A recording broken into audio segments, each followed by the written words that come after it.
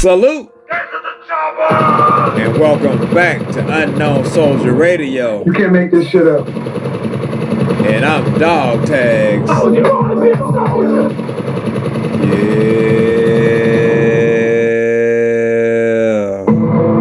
Today I want to talk about the dual dichotomy of the Democratic Party / plantation and how it relates and regards to older black voters in today's society / community, because they have seemed to develop a cognitive dissonance as it relates to the perpetual and systemic policies put in place by way of benign and neglect from the Democratic Party / plantation. So the first clip is of an older woman who looks to be about the age of a boomer, and we're going to dive into the psychoanalysis of not only what she thinks, but why she thinks it, and not only what she says, but why she says what she says. Y'all stay tuned. I'll be right back. Get to the chopper! You can't make this shit up. Fair use. I voted for President Biden because he looks out for the people. He does so much for Democrats and he does so much for black people. But I did it because I think it's a duty, it's a right, it's a privilege. And I don't know why people don't use their voting privilege. You can't change things if you don't vote. And that's the reason I come to vote. Ladies and gentlemen, a great president, a good man, Joe Biden. What you talking about, what?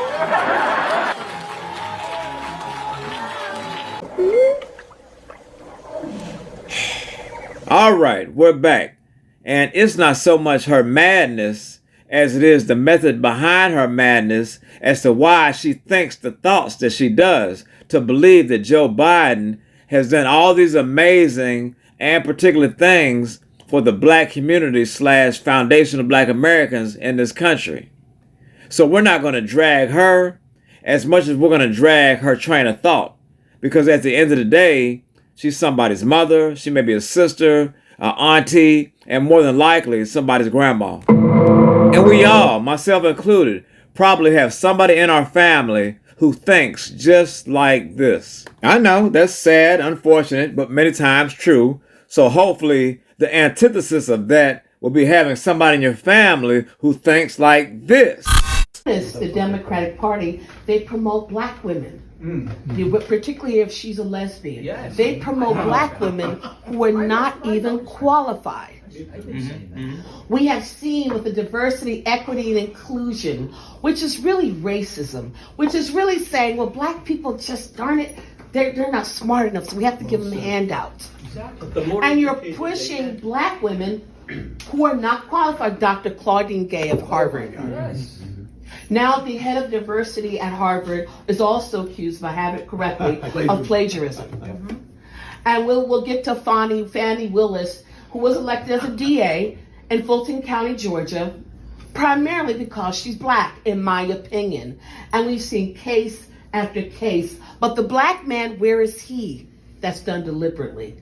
And it started really in the 60s, where the Democrats pushed policy, right, that said to women, particularly black women, you don't need a man in the home. We'll give you more money if you're single. And I grew up in the 70s and I saw the effects. I saw it in the 80s, the broken home. Now it's more dysfunctional home where you have some women with 8 children by 5 different fathers. They don't.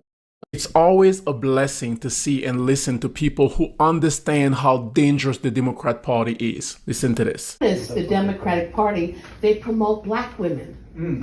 Particularly if she's a lesbian. Yes. They promote black women who are not even qualified.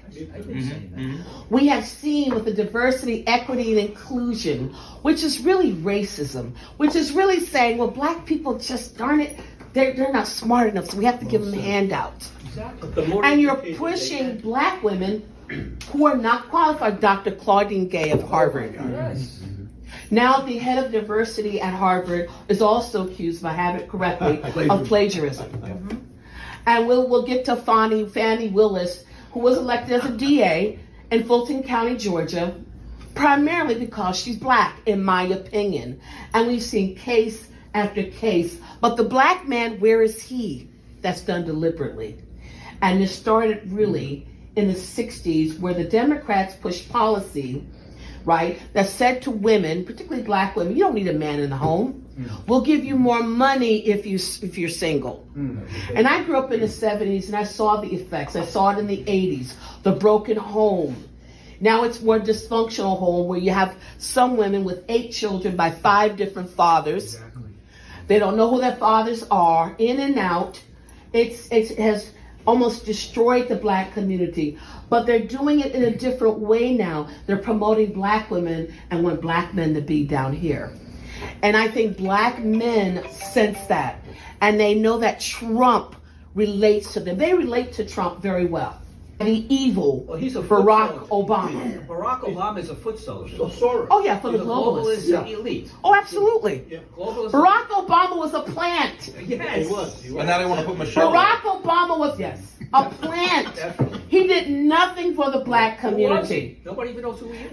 Did he ever come back to Chicago with as much crime to talk to young black men? No. He doesn't give a damn. He doesn't.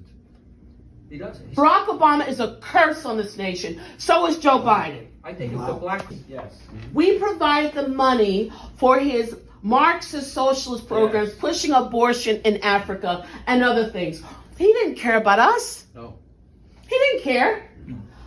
That gave rise to Trump because Trump actually listened to us.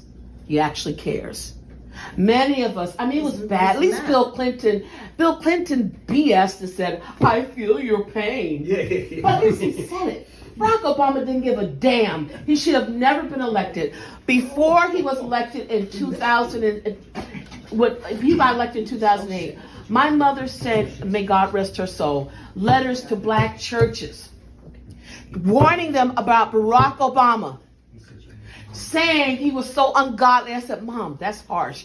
She wrote it anyway. That's right. And everything my mother said, may God rest her soul, was right. He hates this country, but he wants to live off the fat of the land. And he is. Like the founders of Black Lives Matter. They don't give a damn about black people. No. They didn't have to spend one dime to help build a black business. But these lesbians, they bought homes in predominantly white neighborhoods. Yes. See, they say they hate capitalism, but they love to use us and live off of capitalism while they spout an anti-God, anti-America rhetoric. So right. They got you in a Black community. They put us in danger. No, not all black people are drug dealers or this or that, but you're harming the average black who lives in an area that is high crime. When you talk about defund the police, and we saw the other day in New York City, where you had illegals beating up NYPD officers. That went viral. But under Trump, something like that would have been dealt with immediately. He would have spoken out immediately. Alvin Bragg, from what I understand, helped them to get out. no bail. No. Yeah, They got their no bail. No bad. There is a concern among Democrats that the vote for Trump is hardening within the black community. It's solidifying. It's not just a passing fancy. And I think Democrats, both black and white, liberals, they're panicking. Some of the reasons why blacks, particularly black men, are drawn to Trump is that he puts America first. He puts Americans first. We see that Joe Biden and his administration, they're now in this battle with the state of Texas to cut down the barbed wire. We, ladies and gentlemen, have essentially an invasion of our country going on. Great. Black people are waking up. All you have to do, I would recommend, if you want verification, go on YouTube. Black residents in Chicago. Type in Chicago, black people, immigrants. They are fed up. Black people are now feeling the effects. Yeah. You know, when these liberal mayors, we want to be a sanctuary city, New York, LA, even Newark, New Jersey. We want to be a sanctuary city. But you see, they don't put the illegals where Nancy Pelosi lives, where the elite live. They put them with us. And I'm not anti-anything, but it must be done correctly and fairly. The hypocrisy of these leftists and liberals is stunning. And there you have it. A tale of two women, a tale of two different black women with completely different ideologies caught in a political dichotomy because you have one woman who genuinely believes in her heart that Joe Biden, the author of the 94 crime bill and all other crime-related bills at that time that he had his finger on, has done something specifically for foundational black Americans in this country when he hasn't. And on the other hand, you have a black woman who was just speaking truth to power, because at the end of the day, it's not about which political party that you choose to cast your vote for, whether it be Democrat, Republican, or even independent. It's about the policies that we want them to put in place to uplift the black community. In other words, it's about the people. We, the people. Foundational black American people. And we demand reparations for our vote. No reparations, no vote. Got it? Get it? Good. I told you last night I'm riding with Biden, and I need you to ride with me today.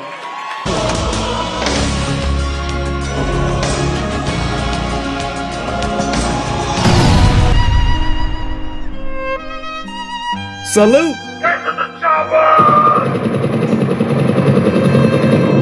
From Dog Tags.